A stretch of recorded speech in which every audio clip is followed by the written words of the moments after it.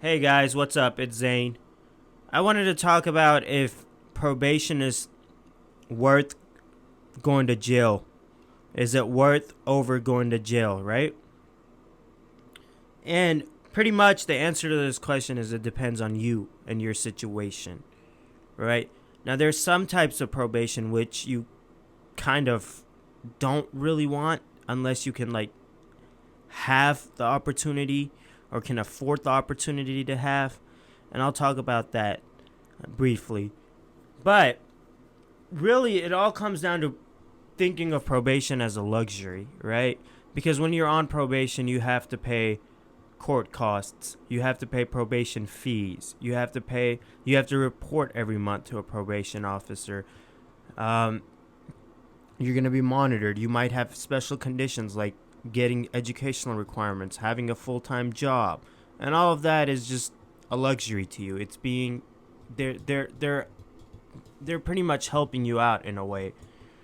And the reason it's a luxury is because you're not sitting in jail. You have a probation officer. You're out in the free world. Yes, you're being monitored, but honestly, reporting once a month is not very bad, right? It beats going to jail. Okay, let me put it that way. It beats going to jail. So, is uh is probation worth it for you though? Because like I said, it's a luxury being afforded to you. If you don't have the money, or if you feel like you won't be able to report, because probation will require you to report going to a probation officer every month, or however your probation officer wants to do it. Sometimes they may allow call-ins, sometimes they may not, depending on your circumstances, right?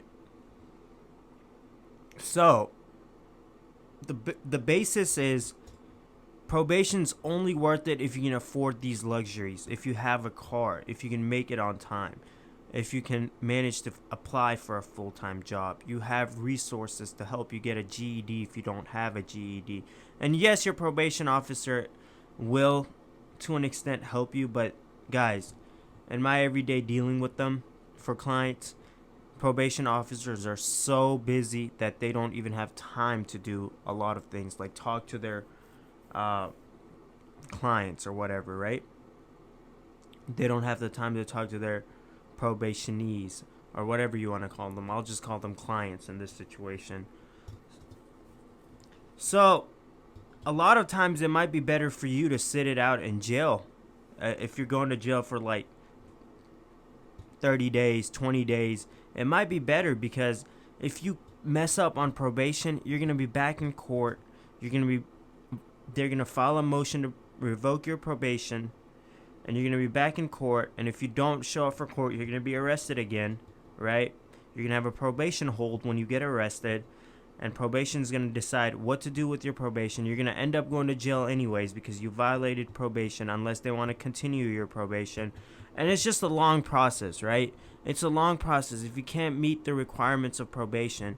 And guys, probation fees is one of the requirements for probation. You have to pay a monthly fees. Now, sometimes they may even violate you for not paying those probation fees, right? And community service is also a requirement usually for probation. Like I said, it's a luxury being afforded to you instead of going to jail, but there are requirements that you must also do, like pay these fines, get a GED if that's one of your requirements, get a full-time job, pay court costs. And if you don't do any of these, they'll violate your probation. Your probation officer will tell you violated your probation. They'll go to court, get you back up in court. Now, as I was saying, sometimes if you can't pay your probation fees, that's a reason. You can say, I can't pay these. Now, they may still violate you for that. They may violate you if you haven't paid your probation fees and whatnot, right?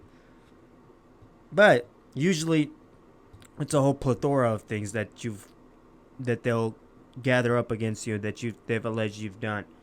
And usually, if it is fees, they'll tack it along with some other stuff you've done, like not report, not do your community service, fail to maintain a job, or stuff like that. And they won't violate you just because you can't pay your probation fees, all right?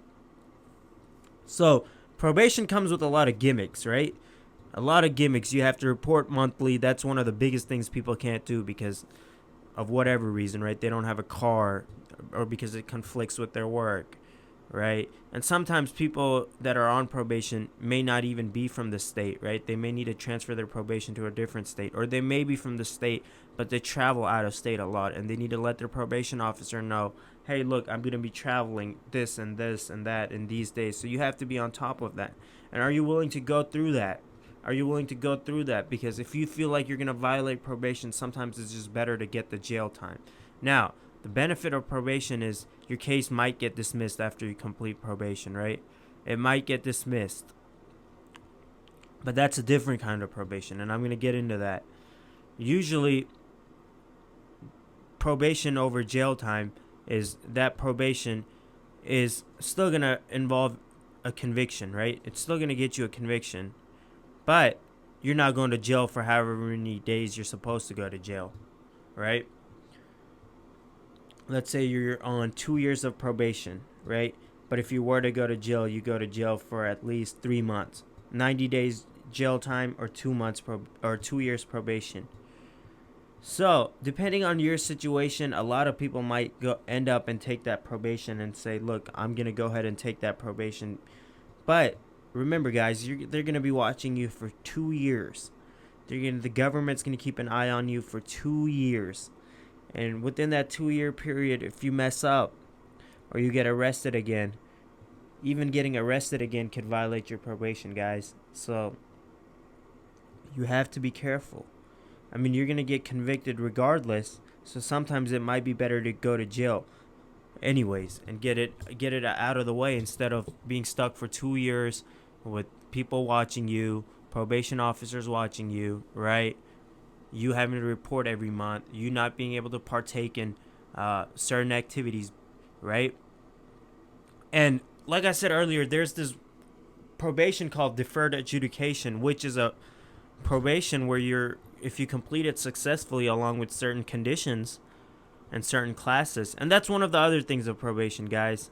You might have to complete certain classes if you're on probation, right? And this probation, the one I'm talking about now, where your case gets dismissed, is called deferred adjudication. It might be called something else if you're in a different state. But this probation usually, if you complete it successfully, dismisses your case. And this probation has a drawback, though. With this probation is, if you violate your terms and conditions of this type of probation, deferred adjudication, what can happen is the state won't revoke your probation in this situation, whereas in your other probation, they'll revoke your probation because you're already being convicted, right?